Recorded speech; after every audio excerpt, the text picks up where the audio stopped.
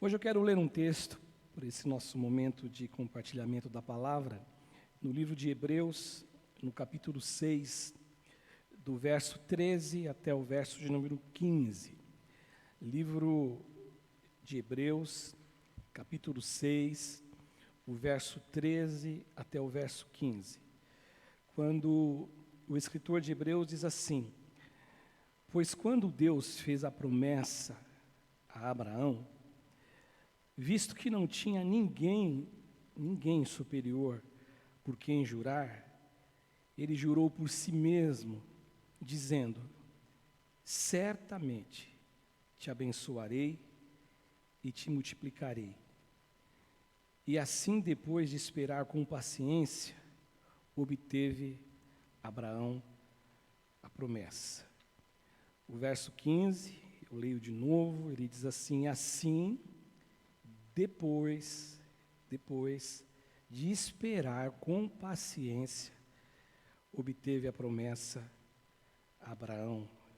Louvado seja Deus. Na semana passada, eu conversei com você a respeito de conhecer Deus, ouvir Deus, conhecer Deus, e eu disse assim que conhecer Deus, além de simplesmente ouvir alguém dizer a respeito de Deus. Então eu falei de um conhecimento que vai muito além do que ouvirmos a respeito dele. Eu também falei a respeito dos benefícios que isso traz para a alma humana, dos benefícios que isso traz ao ser humano.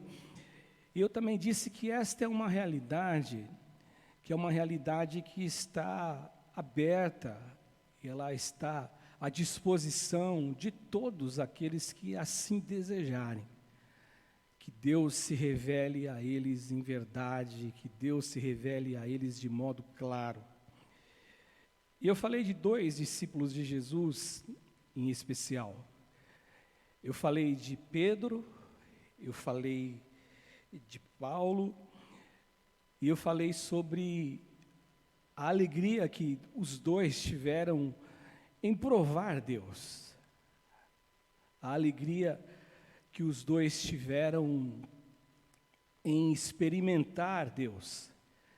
Eu falei acerca da alegria que esses dois discípulos de Jesus tiveram de serem encontrados por Jesus, de serem confrontados por Jesus, de serem vistos por Jesus. E hoje, eu quero continuar falando a respeito disto, do conhecimento, mas eu quero falar disso numa amplitude maior de Deus. Eu quero falar além de conhecer, porque eu disse que existem aqueles que falam de Deus, tem aqueles que conhecem Deus, mas eu quero falar de algo até mais profundo, além disto, que não só conhecê-lo, mas depois que você conhece Deus, você carregar no coração o desejo de caminhar, a graça de conhecer a Deus no dia a dia, caminhando com Ele, andando com Ele, se abrindo a Ele, realmente sendo alguém que conhece e que caminha com Deus. Alguém que conhece a sua misericórdia, alguém que conhece o seu amor, alguém que conhece a sua compaixão, mas alguém que além disso e acima disso, desfrute da companhia de Deus. Eu me lembro de um texto que eu cito muito, e os pastores falam muito deste texto, que o próprio Jesus ele faz referência sobre essa questão da companhia com a gente. Quando lá em Mateus, no capítulo 28, no último capítulo do Evangelho de São Mateus, o Senhor Jesus então disse assim, lá no versículo 20, na parte B, ele fala assim: eis que estou convosco todos os dias. Eu estou convosco todos os dias até a consumação dos séculos. E desfrutar dessa companhia desfrutar deste andar e deste caminhar junto com Deus, junto com Jesus, eu tenho no meu coração, para mim, uma coisa muito clara, que isso tem que ser em todos os momentos. Isso serve para todos os momentos. E quando eu digo todos os momentos, eu digo literalmente todos os momentos. É uma bênção desfrutar da companhia de Deus quando nós estamos vivenciando um momento de muita felicidade. Vivenciando um momento de muita alegria. É importante a gente falar a respeito desta comunhão e deste andar com Deus num momento de alegria. Isso é muito importante nós salientarmos e dizermos que isso é muito valioso, isso é muito gracioso, isso é muito importante. Mas eu também gosto de dizer uma coisa, que é importante citar a beleza, a bênção desta companhia quando as coisas não vão muito bem em nossa vida. Isso é de extrema importância, a gente colocar isso no nosso coração.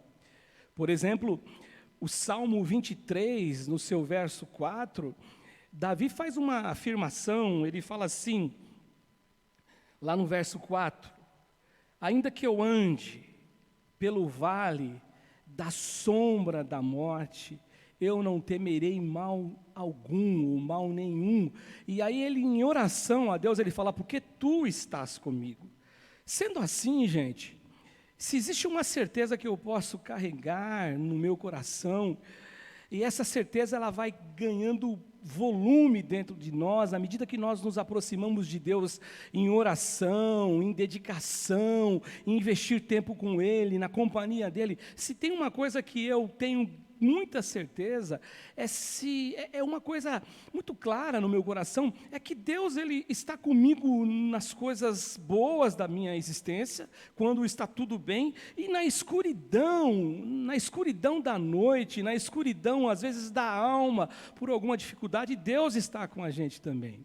E eu acho que o Salmo 23, ele é um salmo extremamente didático, ele é muito didático quando a gente pensa nessa situação de companhia de Deus com a gente em situações totalmente ambíguas, diferentes, situações opostas, contraditórias. Por exemplo, no Salmo 23, que você conhece, né, é um salmo que a gente sempre lembra dele, quando ele diz, o Senhor é meu pastor, de nada eu vou sentir falta, eu não sinto falta de nada. Ele começa então a descrever a primeira cena, que Deus é o Deus que nos faz repousar em verdes pastos, que Deus é o Deus que nos acompanha e que é nossa companhia nos pastos verdejantes, que Ele nos leva em sua companhia junto às águas de descanso. Mas o mesmo Salmo, ele mostra outra situação, que Ele é um Deus que está conosco nessas águas bonitas, gostosas, para descansarmos, essas águas que refrigeram a alma, só que do outro lado também Ele é o Deus que está conosco no tempo da escuridão, ainda que eu ande pelo vale da sombra da morte. Tu estás comigo.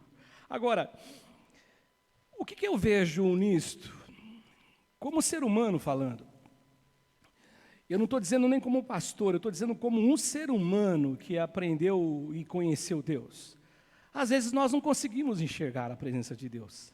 Às vezes nós não percebemos a companhia de Deus, às vezes a gente não consegue perceber. Isso fica claro para mim numa história que o ano passado eu tive a oportunidade de pregar aqui na nossa igreja, lá em Lucas, no capítulo 24, no final do livro de Lucas, do Evangelho de Lucas, no verso 28, eu me lembro daqueles discípulos que saíram de Jerusalém depois da morte de Jesus, crucificado no monte do Calvário, no Gólgota, e eles vão até Emaús, e eles vão conversando com o coração angustiado, com o coração triste, por conta da morte de Jesus, por conta daquilo que tinha acontecido com o Mestre Jesus, e a Bíblia fala assim que Jesus se aproximou entre eles no caminho. E o texto no verso 28 fala assim, quando se aproximavam da aldeia, isso eles já então vêm caminhando, Jesus foi indo com eles, conversando, Jesus até se interessou pelo assunto, o que está acontecendo, o que vocês estão falando, e eles foram assim, muito práticos e deram uma resposta para Jesus, tipo assim: você não lê jornal, você não acompanha notícias, da onde você veio? Se fosse no nosso tempo hoje, nós iríamos dizer: meu, você está em que mundo que você não sabe dessa notícia de Jesus, o Nazareno, que morreu na cruz pelos pecados da gente, que os profetas diziam que ele viria para salvar, para resgatar Israel, mas ele morreu na cruz. Você não está sabendo de nada disto? E aí no verso 28, depois que eles já estão caminhando e chegando na casa deles, diz assim o texto: quando se aproximavam da aldeia para onde iam, Jesus fez menção de passar adiante. Mas aí eles constrangeram Jesus, dizendo o seguinte: fica conosco, porque é tarde, e o dia já declina. E entrou para ficar com eles, Jesus entrou. E o texto de Lucas diz assim que quando eles estavam à mesa, Jesus, tomando o pão, abençoou o pão e, tendo o partido, lhes deu. E aí nessa hora se abriram os olhos e eles reconheceram, mas Jesus desapareceu da presença deles. E aí eles disseram um ao outro: porventura não ardia o nosso coração quando pelo caminho nos falava, quando ele expunha para a gente as Escrituras de um modo tão belo, de um modo tão sublime, de um modo tão arrebatador? Eles não conseguiram perceber a companhia de Jesus ao lado deles, caminhando uma distância em torno de 12 quilômetros.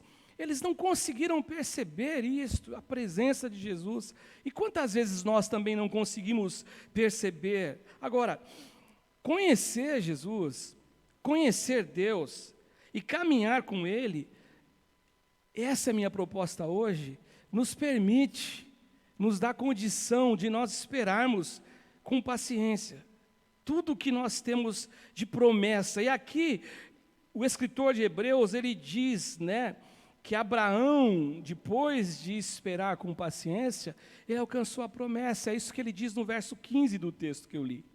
Agora, este Abraão, segundo o Tiago, o irmão de Jesus, quando ele escreve a sua epístola, ele diz que Abraão, melhor dizendo, ele era amigo de Deus. Tiago, no capítulo 2, versículo 23, ele faz essa afirmação que Abraão, ele era amigo de Deus. Poxa, para ser amigo de Deus, precisa caminhar com Deus, precisa ter intimidade com Deus, você precisa, na verdade, ter conhecimento da pessoa para ser amigo. Ninguém é amigo de alguém se não andar com essa pessoa. Você pode me dizer que conheci o pastor Cássio, da igreja lá do Alves Dias.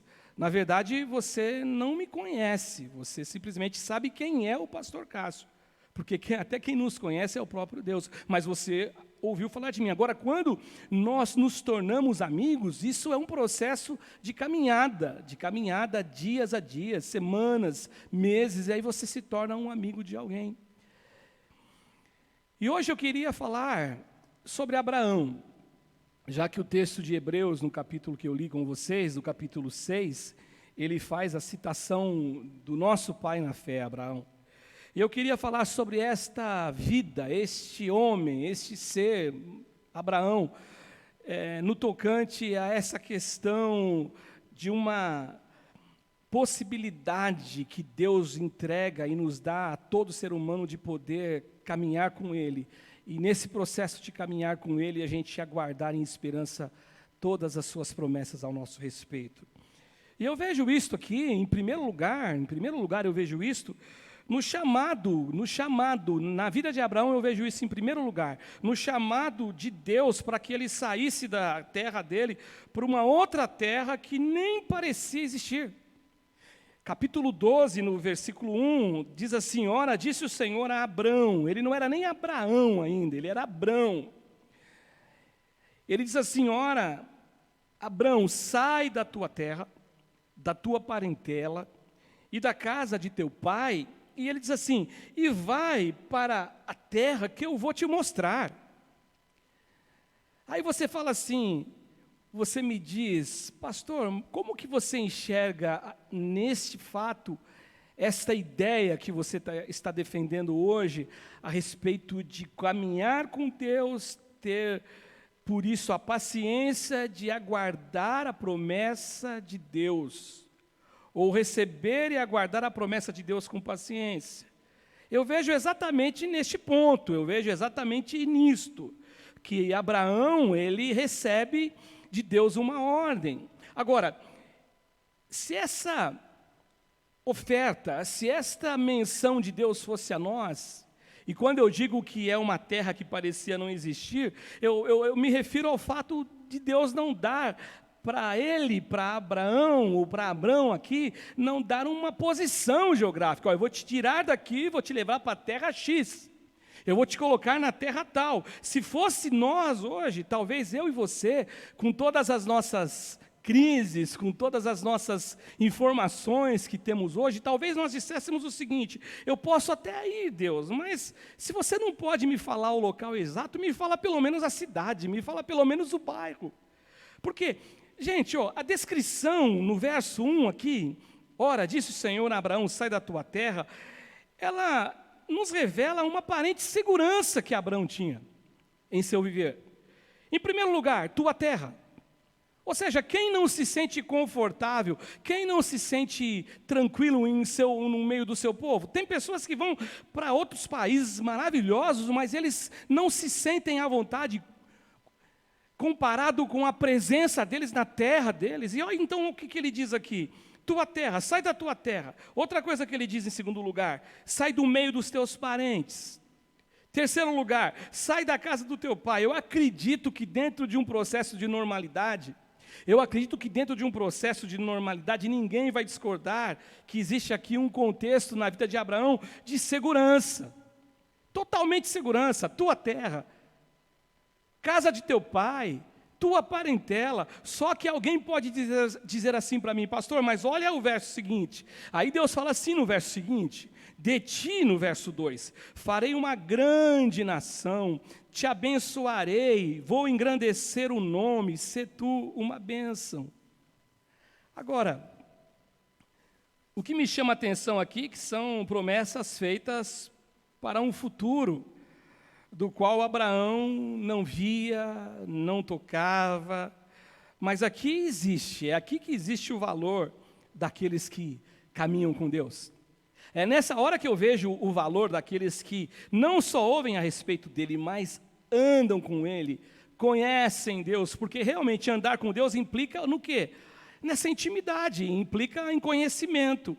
E isso por si só já nos traz uma certeza de que a gente pode esperar com muita paciência, porque mais adiante no livro de Hebreus, no capítulo 10, no verso 23, o escritor de Hebreus diz assim, ó: guardemos firme a confissão da esperança sem vacilar, pois quem fez a promessa é fiel. Olha que coisa linda que o escritor de Hebreus diz assim para mim e para você. Ele diz o seguinte: guardemos firme a confissão da esperança. Ou seja, eu tenho esperança, eu confesso que eu tenho uma esperança, e eu não vou vacilar nessa minha afirmação, porque eu sei que essa esperança, ela está projetada, ela está, na verdade, com base, ela foi construída, ela está alicerçada em cima de quem é Deus, sobre a promessa de Deus. Quem fez a promessa é fiel. Uma outra coisa que eu vejo aqui, que Abraão me demonstra essa questão na vida dele, da gente poder aguardar com paciência a promessa, eu vejo numa coisa muito simples na vida de Abraão, no contexto dele, de vida. Quando ele abre a mão, ou abre mão, melhor dizendo, de ser o primeiro a escolher uma terra a habitar, quando surgiram os problemas entre ele e o seu sobrinho Ló. O texto do livro de Gênesis diz assim que a terra não podia sustentá-los, de modo a habitarem juntos. E aí o texto justifica o porquê disto. A terra não suportava os dois, a terra era pequena para os dois. Em outras palavras, porque eles tinham muitos bens. Juntos eles possuíam muitos bens. O fato, gente, é que você conhece a história. Houve uma contenda, houve uma briga entre os pastores de gado de Abraão e os pastores de gado do sobrinho Ló. E aí Abraão, no capítulo 13, no verso 8 e no verso 9, ele chama então o seu sobrinho e ele faz a seguinte proposta para o seu sobrinho. Ele fala assim: não haja contenda entre mim e entre ti, entre os meus pastores e os teus pastores. Por quê? Porque nós somos parentes chegados. E aí ele pergunta: acaso não está diante de ti toda a terra? Peço-te, que te apartes de mim. E aí ele diz o seguinte, né? E aqui então, uma vez eu ouvi o pastor Edivaldo Daga, o meu professor, quando eu fiz um curso de teologia, pregar sobre esse texto, e aí ele estava falando sobre os erros que Abraão teve. E aqui então Abraão, ele corrige um erro daquilo que Deus tinha dito para ele, ó, sai da terra do teu pai e da tua parentela. Ele levou um sobrinho junto, aqui ele está corrigindo a rota. Não que ele fez de modo intencional, mas aí ele fala assim, ó, se você for para a esquerda, eu vou para a direita. E se você for para a direita, eu vou para a esquerda.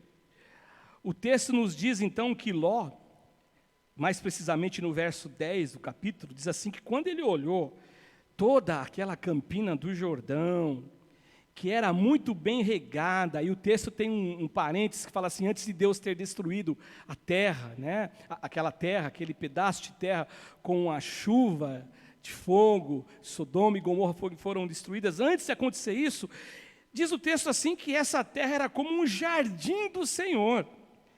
E ele, logicamente, dentro de um processo humano, racional, lógico, ele fez o seguinte, ele escolheu aquilo que ele entendia que era o melhor para ele. Eu já ouvi alguns pregadores fazerem a seguinte afirmação, que Ló, ele poderia ser um pouquinho mais grato ao seu tio e dizer, não, tio, escolhe você, o que você escolheu, eu vou para o outro lado. Mas o fato é que Abraão já tinha dentro dele, a grande verdade é que Abraão já tinha dentro dele algo muito maior. Abraão estava vivendo sobre uma seguinte condição. Existia uma promessa que Deus iria colocar ele numa terra. E Deus que mostraria a terra, não era ele que precisaria dar uma ajudinha. Deus colocaria ele numa terra, ele seria abençoado. E nesta terra que ele iria, ele seria muito abençoado e ele seria uma grande nação.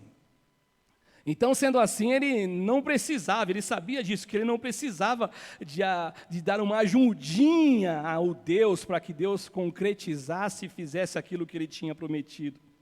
Então, ele deixa ao seu sobrinho a escolha daquilo que ele achasse que era melhor, porque o melhor dele não viria das mãos dele. O melhor dele não viria de uma escolha dele. O melhor dele não viria dele olhar e ver algum lugar como se fosse o jardim do Senhor, não, porque o melhor dele viria da mão de Deus, porque Deus tinha dito que iria colocar ele numa terra que ele mostraria. Sabe, gente, caminhar com Deus, ter intimidade com Deus, nos faz esperar nele, nos faz crer nele. Nos faz esperar por um amanhã que está no futuro, a gente não sabe. Porque você carrega no coração essa certeza que Deus jamais, Deus ele jamais vai deixar de realizar aquilo que ele prometeu. E a promessa aqui no capítulo 12, verso 1, disse o Senhor a Abraão, sai da tua terra, da tua parentela, da casa de teu pai e vai para a terra que eu vou te mostrar.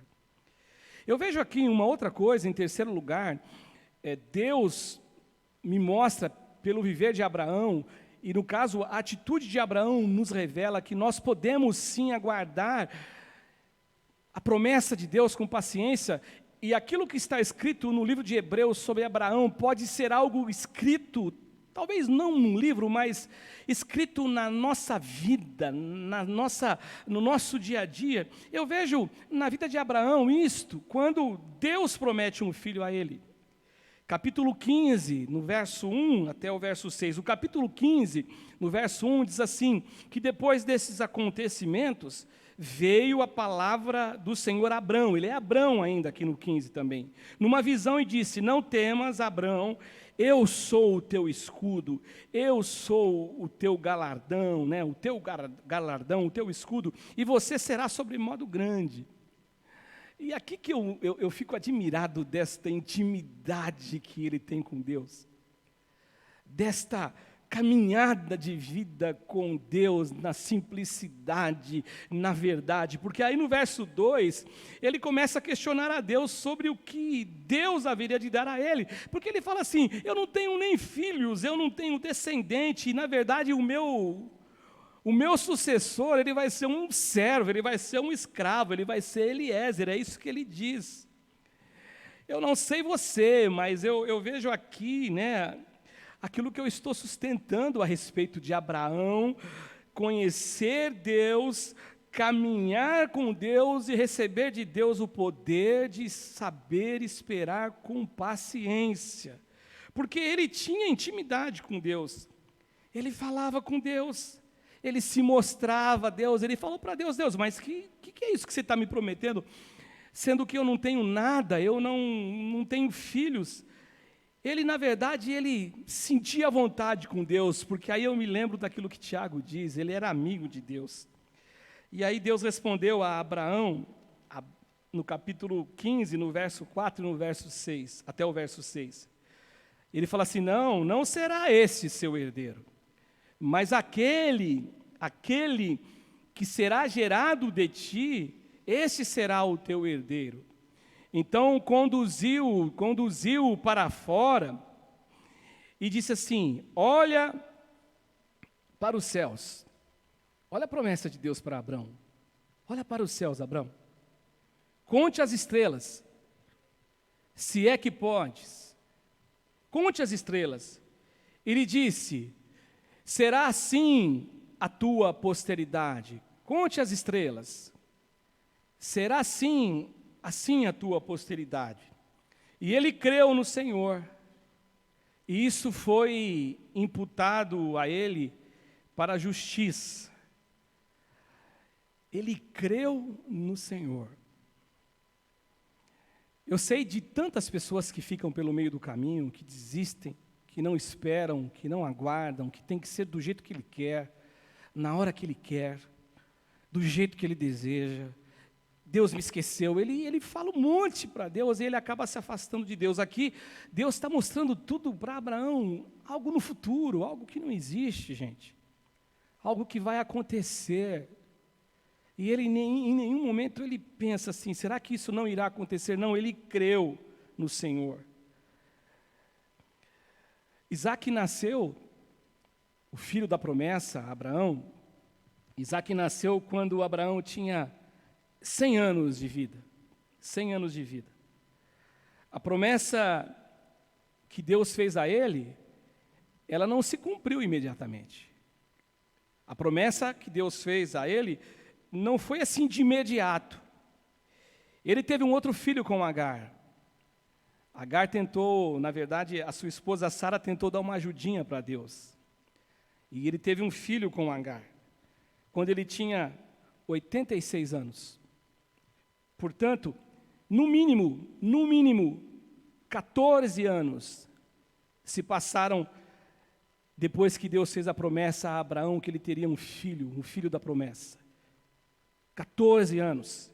E aí eu pergunto para você que está me assistindo aqui hoje: quem gosta de esperar 14 anos para alcançar uma promessa? Quem gosta de esperar todo esse tempo para receber algo de Deus? Tem gente que fala: o quê? 14 anos? Você está maluco, Deus? 14 anos eu vou ter que te esperar? Não, eu estou fora, me deixa fora disto. Mas Abraão, ele esperou. Sabe por quê? Porque Abraão, ele caminhava com Deus, ele conhecia a Deus. E quando a gente caminha com Deus, sem sombra de dúvidas, meus irmãos e minhas irmãs, isso nos habilita, isso gera em nós capacidade, isso gera em nós poder de saber esperar, de aprender a esperar com paciência. Em último lugar, a última lição, antes da gente concluir, Eu vejo ainda essa qualidade, essa capacidade, esse poder de esperar na vida de Abraão com paciência uma promessa, é quando eu vejo Abraão levando até as últimas consequências o sacrifício do seu filho Isaque. A história está em Gênesis, no capítulo 22, do verso 1 ao verso 8. Deus resolve, no capítulo 1, colocar em prova Abraão. Agora ele já é Abraão, nesse capítulo. E ele pede para que ele sacrifique o seu filho. Ele pede, sacrifique o seu filho.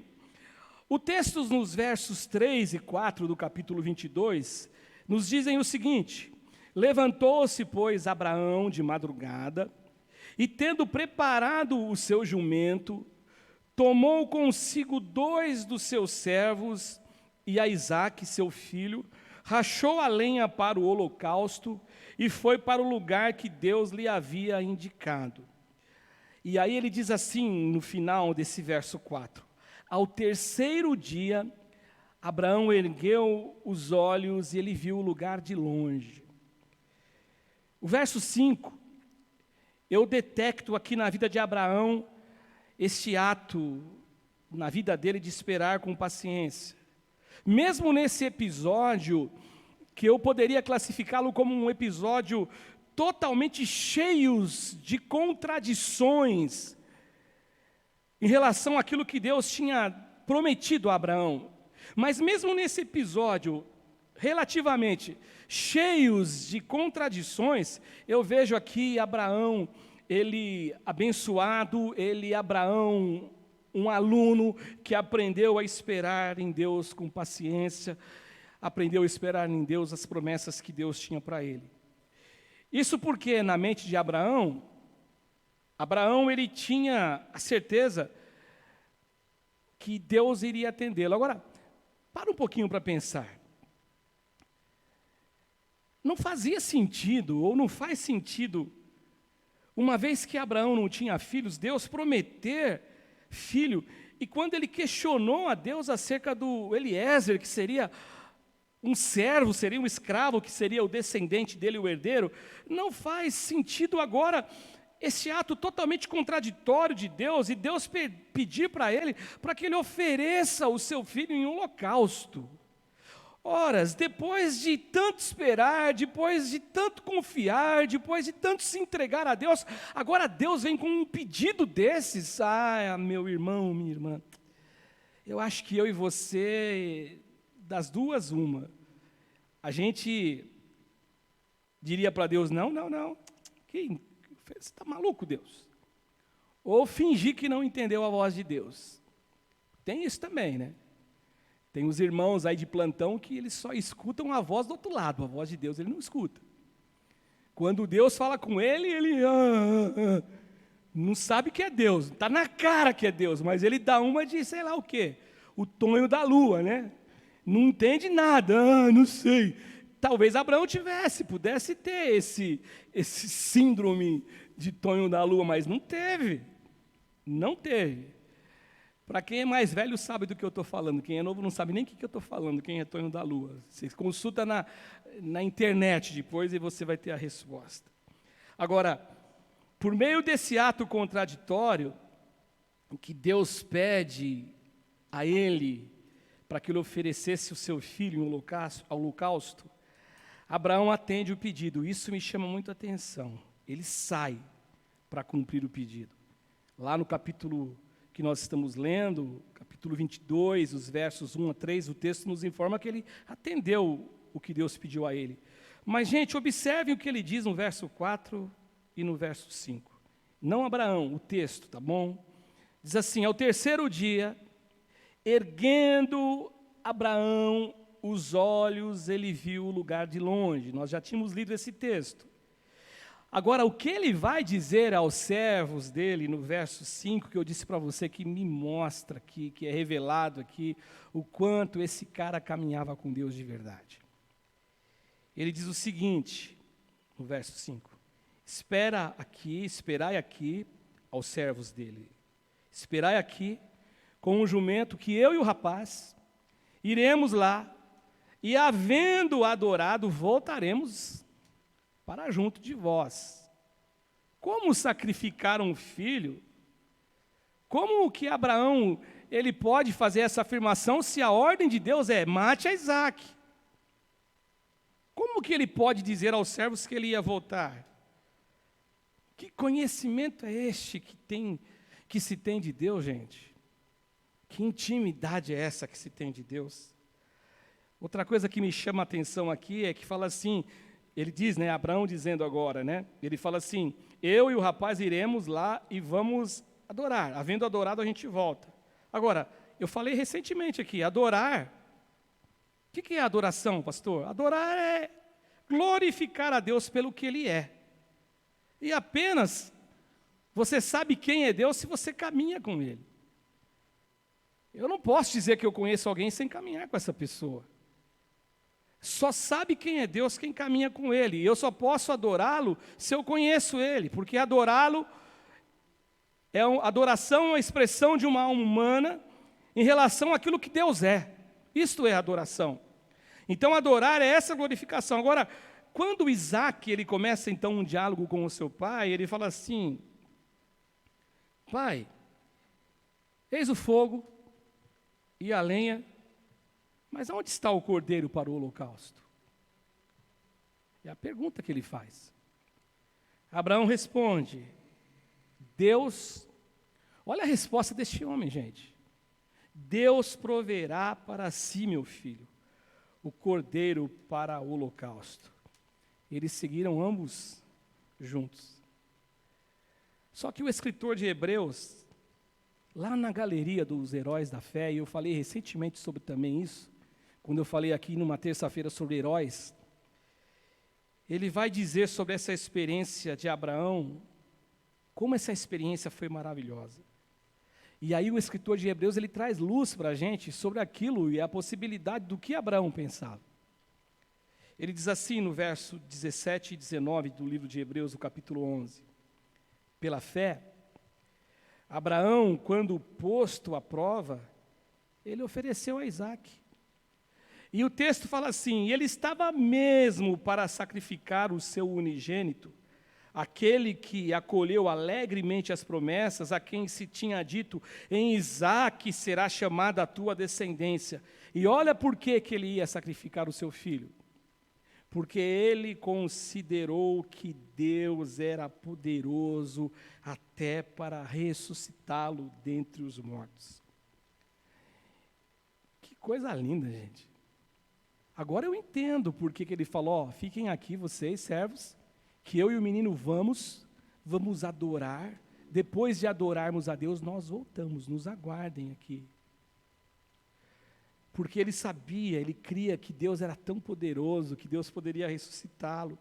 E aí o texto fala assim que figuradamente, foi exatamente isso que aconteceu. Deus o recobrou da morte. A história você sabe, eu não vou ler os versículos. Bradou a voz dos céus, dizendo: para, Abraão. Porque Deus viu quando ele era... Aliás, eu vou ler sim, eu vou ler para concluir. Aqui no verso de número 15, né? Quando ele se posiciona assim, aí Deus disse algo para Abraão. Aí o texto no verso 15 e 18 do capítulo 25, fala assim, gente.